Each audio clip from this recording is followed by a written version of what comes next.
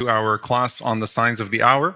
Alhamdulillah Rabbil Alameen, we had the break of the Hijjah. I ask Allah Azza wa Jal to accept the Hajj of the Hujjaj and their ibadah, the acts of worship from all of the Muslims all around in these blessed months. And I ask Allah subhanahu wa ta'ala to make us amongst those who observe all of His sacred days and sacred times in the best of ways. Allahumma ameen. And we come back to this class. And this is going to be the last feel-good session for a long time when we're doing this subject. Why? Because as I'm thinking about how to build this subject as the Prophet ﷺ framed it to the companions, I want to be faithful to the mechanism that he's giving to us ﷺ. And so a lot of it, as we said, is prediction. And we talked about the prophecies in regards to things that would happen during the lifetime of the Messenger of Allah ﷺ. And then we talked about the deaths that the Prophet ﷺ predicted or prophesied with precision. So he's telling all of the companions that you will die here, you will die here, this is how you will die, this is what will happen. But the reason why I say this will be the last feel-good lecture is not because it's motivational in its nature and not because it doesn't have a behavioral component as I promised, but because it's about futuhat. It's about the prophecies of the openings of Islam around the world. Conquests that would happen, lands that would come into Islam, the spread of Islam. And the reason why I bring it here is because it caught my attention that Imam Muslim rahimahullah actually connects al-futuhat, connects conquest to the Day of Judgment. So it's actually something that I want you all to know, those of you that intend to embark on your journeys of knowledge. Imam al-Bukhari rahimahullah has the most authentic book of hadith that exists in history. The most authentic book after the Quran is Sahih al-Bukhari, right? Imam Muslim rahimahullah, the author of Sahih Muslim, which is right up there next to Sahih al-Bukhari, he's known by scholars of hadith and the sciences as the most brilliant in how he chaptered and categorized the ahadith of the Prophet ﷺ.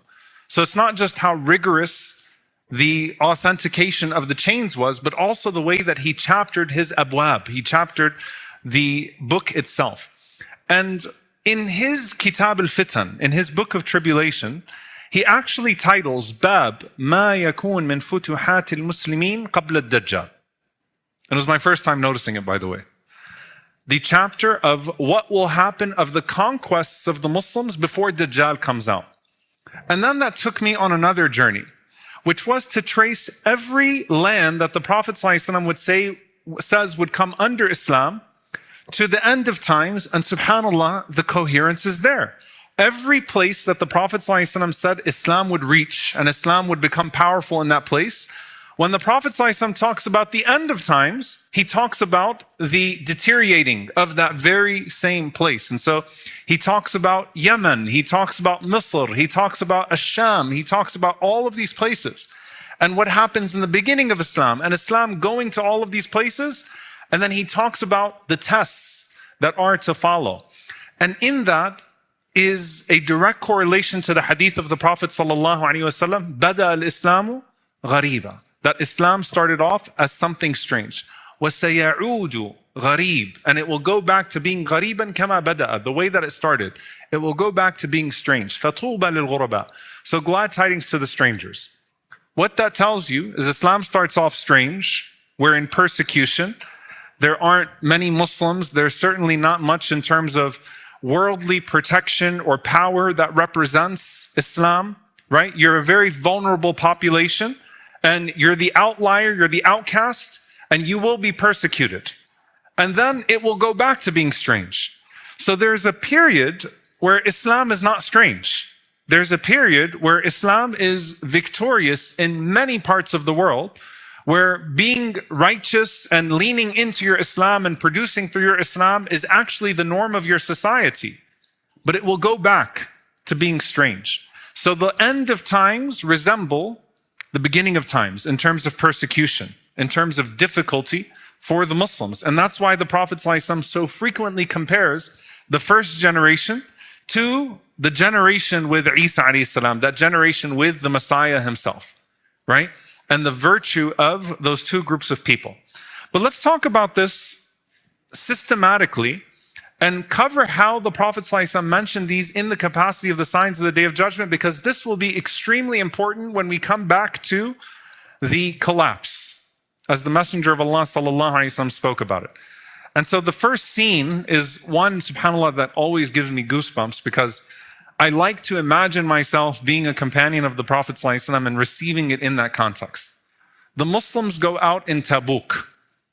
Tabuk is a very interesting expedition in Islamic history, because it is the expedition that exposed the hypocrites, and it did not actually result in a battle, right? What happens? The Muslims are in Medina.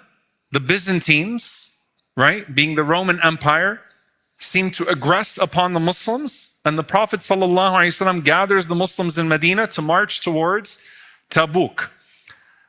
People are comfortable. They don't want to leave their homes in Medina.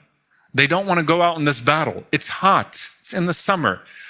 Is it really like Mecca? It's not as in your face as it was in Badr and Uhud. Like, wait a minute. Ya Rasulullah, and they start making these excuses. So the hypocrites sort of expose themselves as falling away from the Prophet ﷺ, and people are affected by the munafiqeen. They're affected by the language of the hypocrites. In the meantime, the Prophet ﷺ gathers up a large army. They march in the heat.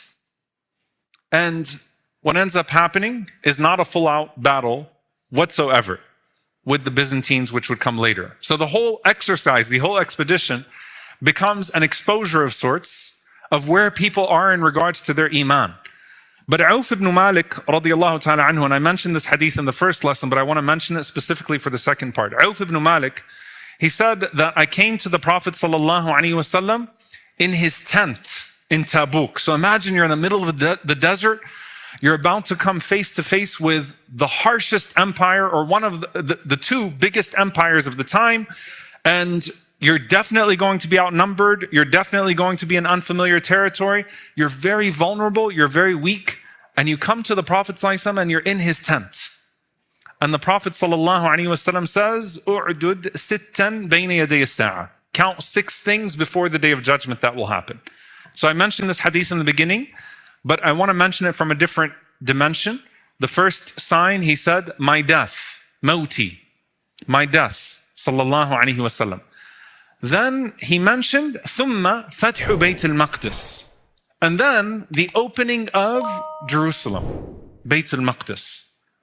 And then he said, sallallahu alayhi wasallam, a plague that would seize you like a disease that kills sheep. And then he mentioned, sallallahu alayhi wasallam, wealth that would come into the houses of the people, and wealth in abundance. So a person would be given 100 dinars and he'd still be unsatisfied, meaning people will become so wealthy and they're so ungrateful that no matter how much money you give them, they're still ungrateful. And then a fitna that will enter the house of every one of the Arabs.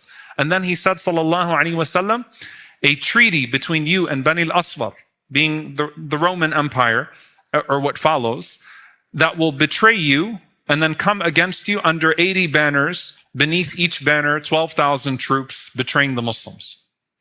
This hadith from Auf ibn Malik is one of the most central ahadith in talking about the signs of the Day of Judgment.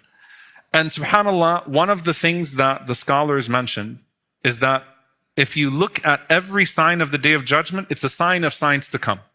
So my death, what follows my death, is the death of the companions as well. Maut al-Sahaba, the death of a generation of the Prophet ﷺ. What follows? Fathu Bayt al-Maqdis, the conquest of Jerusalem, because if you're thinking about Jerusalem being conquered, that definitely means that the Roman Empire has fallen as well.